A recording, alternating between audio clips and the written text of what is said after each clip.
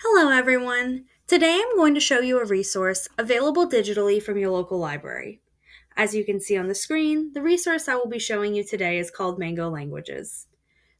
This is a wonderful language learning resource that teaches more than 70 different languages and even has options for non English speakers to learn English, making this a great ESL resource.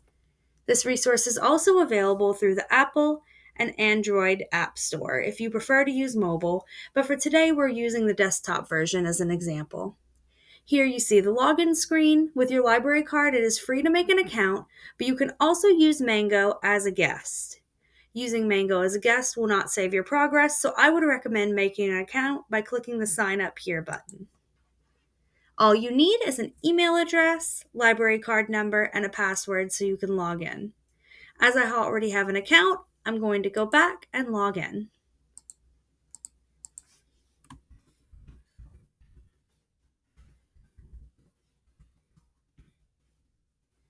When you first make your account, it will prompt you to pick the language you are learning and the language you speak. I chose to do Japanese as an English speaker since I already know a bit of Japanese to start off with. I will go over the top toolbar here, one section at a time, to show you how to navigate the resource. In the far left corner, you can see the current language you are learning. You can click this button to change languages at any time. Then you have these three options. First off is the one for you to learn. On the left, you'll have a quick start area with your resume learning button. This will bring you to the last lesson you were on or the next lesson you're going to work on. Right under that, you will see your daily review. This will help you review items from older lessons to sharpen your memory of the terms and things you have learned.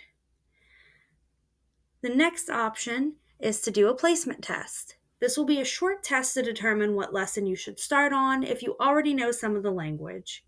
For time's sake, I will not be doing the test again, but it took me about 10 minutes to do when I did it. The test placed me on Unit 1, Chapter 3, Lesson 1. So back on the sidebar, you see your main units, which are how they divide their lessons. And you can also see specialty units. Specialty units will help you sound more natural or learn skills that are unique to the language. These specialty units will be different for each language. For Japanese, these lessons cover the use of onomatopoeias, such as using the word doki doki for a heartbeat sound. And this lesson here will use English loan words, such as using keiki for cake. And on the right, you will see a breakdown of your lessons, chapters, and units. So this will be one of the main units, Unit 1. Under it, you'll have your divisions for chapters, and when you're in the chapter you're at, you have different lessons. To the right of the name of your chapter, you'll have a button to show you goals that you want to achieve in this chapter. You have conversational and grammar goals. And then to the right of that, there's a little wheel that shows your progress in the chapter. You also have one for your lesson to help you see how far along you're going. Below the chapter name, you'll see the numbers for the lessons that you can take in this chapter, as well as listening, reading, vocabulary, and recap sections. To start a lesson, you would click one of the bubbles, and for example, I'm going to start lesson 1.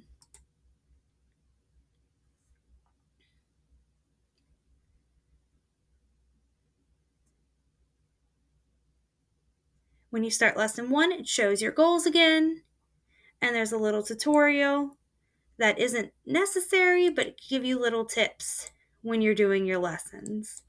We're just going to go over this really quickly and continue.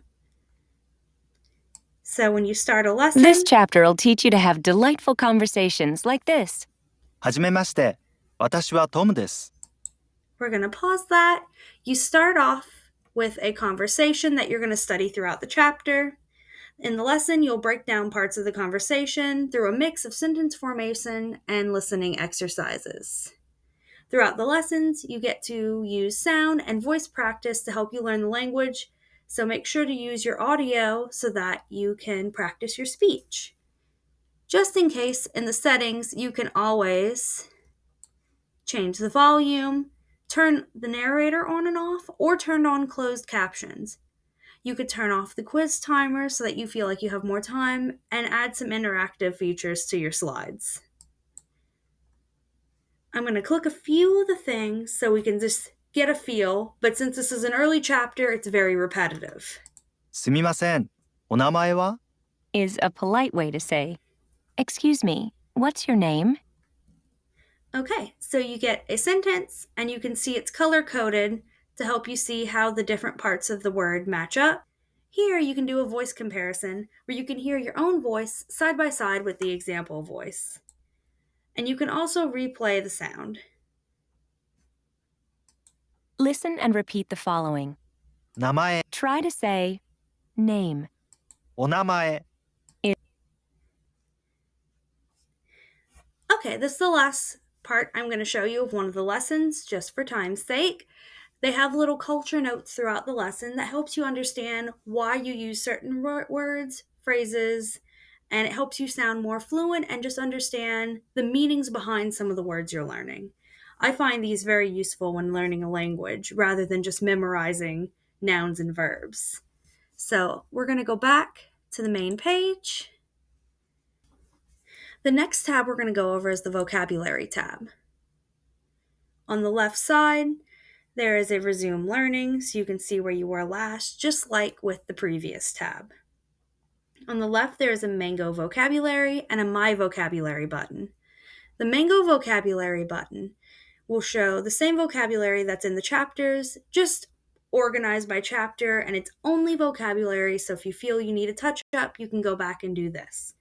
In the My Vocabulary page, you can create lists to show words that you want to add into this program to help you study better. So when you create a list, it'll open up this page. You would hit edit and you would name your list. So I'll do food. You can add a description if you like. You hit save and you'd hit add new card to start adding your vocabulary terms. So for food, we're going to do tamago, which in English is egg. Here you can show more options. A lot of these are unique to different languages, so this isn't necessary until you learn a little bit more of the language. So I wouldn't do this for now. If you want to add words in, just add them and you can always edit them later. We're going to go back to the main page so that we can see the Tools tab. So here we have our tools. The main tool we have is a language translator that can go from any language to any other language. As it says here, this isn't for perfect translation, but it helps you get an idea of what you're either reading, or if you just have a word that you don't know and you want to see what it means, you would use this. Then we have a beta version of a Mango Reader, which is a Chrome extension that can read pages on the internet. As with the last thing, it will not be a perfect translation, but it definitely is a good starting point.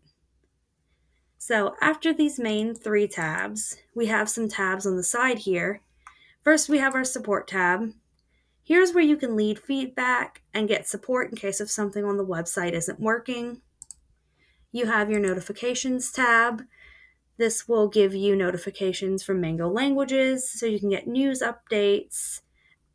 And here you have your account info.